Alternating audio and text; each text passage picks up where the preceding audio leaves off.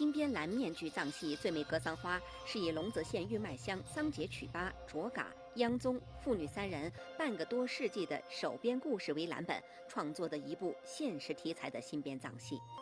通过传统藏戏开场温巴顿、结尾吉祥以及5个篇章，讲述了卓嘎、央宗一家2代人的爱国情怀。现场缤纷多彩的舞美、生动传神的面具、声情并茂的表演，受到观众的好评。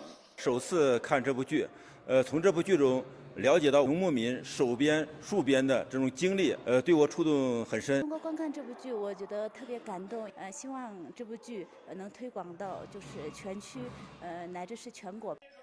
该剧目演绎古老藏戏，讲述当今的故事，脉络清晰，结构严谨，人物饱满，用艺术形式歌颂爱国守边精神，激励更多人投身4个创建，争做神圣国土的守护者、幸福家园的建设者。我在这部戏里面担演的是卓嘎这一角色。卓嘎一直秉持着家是玉麦，国是中国，放牧守边是职责的坚定信念。